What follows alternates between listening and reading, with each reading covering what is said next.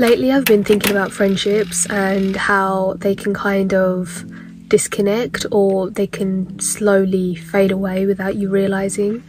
And it's strange because you can be surrounded by people and have group chats and have all these plans and memories and still feel so lonely. You're talking and everyone's talking, but no one's really listening. Hi everyone, welcome back to my channel. Today we're going to be talking about friendships and sometimes the lack of them, because that's something that I've kind of dealt with my entire life, being alone and being introverted and just kind of being an outcast. I started to wonder, when did that happen? When did that connection start to slowly fade away? When did being around people stop feeling like a connection and start feeling like emptiness? You know, I used to be that person that used to basically plan everything. Otherwise, with all honesty, it didn't happen if I didn't plan it, you know. I'd message in the group chats and I'd set up the times and the pickup and the place, and you know, basically put it all together. And I'd get so excited and, you know, thinking that this is what a friendship is, that it's one person usually putting in all the effort and making sure everything goes to plan, and then the rest kind of follows. That was what a friendship is, until I started to realize that a lot of other friendships don't work like that and they don't have that dynamic. So once I started to grow up and I slowly started to realize that that's not what was meant to be in a friendship. If I didn't plan things, nobody did, and if I didn't text, the chat would go completely silent. You know, maybe I'm not the part of the group because they want me to be there, but maybe I'm just the one that is keeping everything alive. That realization hurts. I don't think my friends meant to make me feel that way. I don't think that was ever their intention. However, sometimes that's the worst part, because it's like you can be friends with someone for so long and they still don't know what hurts or what, you know, how they could potentially make you feel. Understand that, you know, people get busy, people grow up, and we're all in different stages of our lives, and I understand that.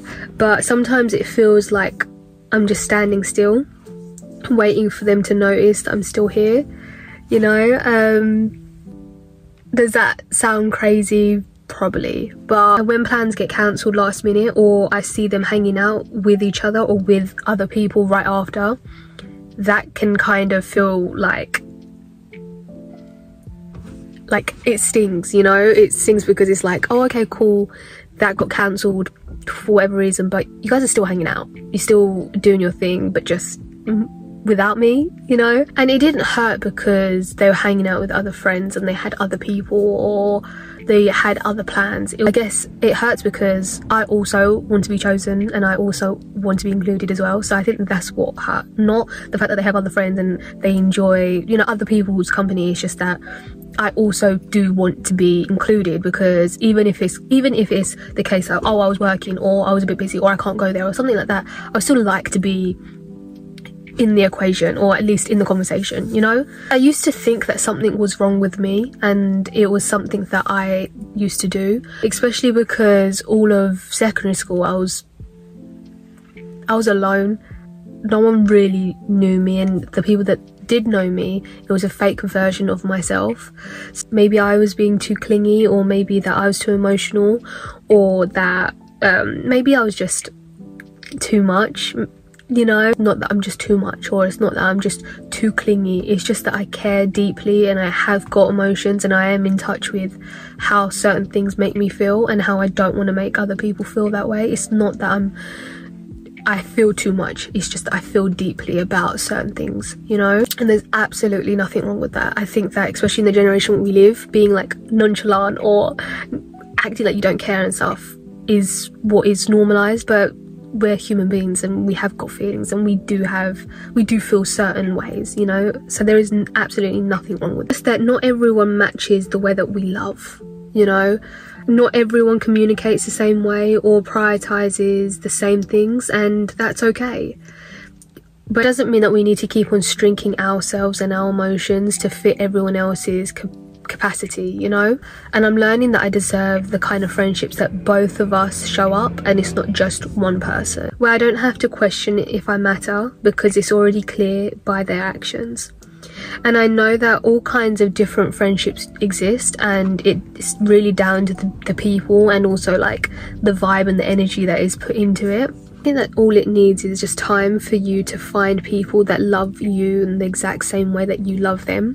If you've been feeling the same, like you're the only one trying, or you're the only one putting in effort, or you're the only one pleasing everyone else, and you know, you're feeling like you're fading into the background initially, I just want you to know you're not invisible, and you're not too much, and you're not asking for too much either. You're just asking for what you give, and that's completely fair. Sometimes it's not about changing who you are, finding the people that understand you for you and what you have to offer. Finding the people who understand your kind of love and your kind of presence.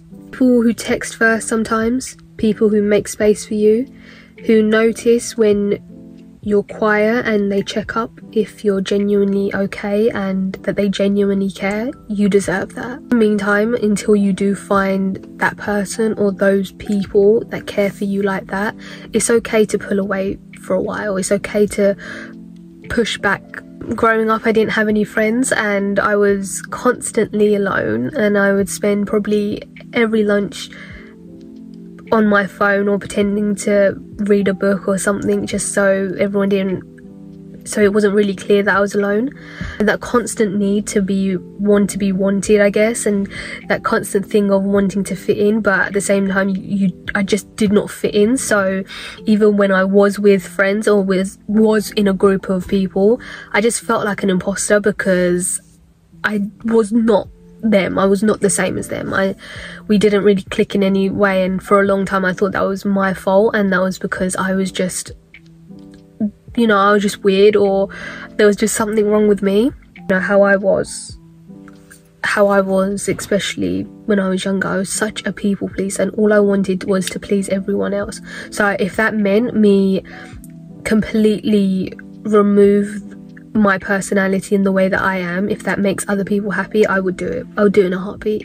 Now, looking back at that was so unhealthy and so toxic. Even on my end, you should never change the person that you are in order for other people to accept you, you know. And especially in your school, you naturally feel so isolated because you don't see people that look like you, and everyone kind of, you know, has that thing about them, and all you are is just that weird Asian person that, you know, was just odd. And I was very, very ugly. I was very, very ugly growing up, and I still am, but I'm working on that. And insecurities and the way I look or the amount I weigh or anything like that has nothing to do with how I should be treated. No matter how you appear, you deserve to be treated right and to be respected. Now that I am alone and I'm more in touch with the type of person I am, and me being introverted and just naturally shy, that allows me not to fake that person I am. I don't have to be a different person because I have no one to impress other than myself, and every decision I make is to impress myself, and every decision you make should be to make yourself proud, and your younger self will look at you and be like, wow, you are that person. Like, that's what you're supposed to want to do, you know, to be alone. But it's genuinely so important to pull away sometimes, especially if the situation that you're in is just toxic. And I'm not talking about just friendships, I'm talking about in every aspect of life, in relationships, in workplaces, or just take a couple steps back, because in the long run you can actually do more damage than good. It's okay to protect your peace, and it's okay to stop chasing people who make you question your place, and you're allowed to want more. You know, you shouldn't have to put yourself to the side in order for you to make other people happy, because think about these people that you're trying to make happy. Are they trying to make you happy? When the right people come along, and the ones who see you for really who you are, you were never too much, and you were never asking for too much. You just wanted to be treated the way that you were treating other people. Energy to the wrong people. It's honestly a reminder that it's okay to outgrow certain friendships, especially if you're not feeling validated within them. Coming from a place of just constant loneliness, that's actually the beautiful part about it, that you are allowed to outgrow or feel a certain way towards friendships, and you're allowed to move away. That's like the most beautiful part about life. You get to choose which parts you want within them and which parts you don't. Give yourself that time, and you make yourself feel validated, and also put in that time and effort within yourself, that energy that you're giving to other people. As soon as you put it to yourself, you will start to feel so much more happier and so much more relief, and see you for really who you are, and they make you feel safe, and you're allowed to be open with them, and you don't have to be around the bush on how you feel. And until then, until you do find those people for you, be that person for yourself. Don't have that strong support in friendships. I have individual friendships and I have acquaintances, but I don't have that friendship where if something's going wrong in my day, or I'm having a bad day, or something goes on, I could just quickly phone them up and let them know what's going on. I don't have that type of support, I guess. When I was younger, if you asked me a couple of years ago how I was feeling about that, I would probably say that I was feeling so envious and so hungry for that. Now I'm kind of coming to the conclusion that some people don't need a whole group of people to be friends with. I don't need a whole group of people, or even that one person for me to be with very well by myself. And at least with me being by myself, and with me spending all my time alone and just being alone, at least I know that everything I'm doing is for myself, and it's not just to make other people proud anymore. Still looking for friendships that are reciprocated in both ways, but we're still so young and for those connections, and I'm still looking for those people that will understand me for me. But until I find that, I'm going to put all that energy and time into myself, and that's exactly what you should be doing as well. Worth showing up for. So funny, because I feel a lot more comfortable just sitting here and talking in front of a camera and talking to you guys than me ever opening up to someone in real life. And I think that the reasoning behind why I'm just so like, do you know what, forget it, I'm gonna post and I'm gonna actually like make videos and stuff now, is because I've got no friends. I've got no one that's gonna judge me. I've got no one that's gonna be like, oh, what is she doing? Only, especially in adulthood or even teenagehood. I mean, I wasted basically my entire teenage years just being so insecure and being constantly feeling like I'm just not enough because of the lack of friendships, or the loneliness, or even because of my appearance. I can see my grandchildren and stuff and just regret not doing this, because me actually making videos and me like doing YouTube and stuff like that is the only thing that really truly makes me happy. And I know that sometimes my videos come out absolutely terrible, and the quality and the audio and everything is just so bad, but I really enjoy it. So doing that all is really the only thing that makes me happy. Anything artistic really does make me happy. So even if these videos do come out a bit crap, and I know they do, I think it's okay, and it's all about the process. And if it doesn't go according to plan, that's okay, because initially that is a plan. I really hope you enjoyed today's video. If you did, please let me know, and if you don't want to let me know, that's also okay. Bye.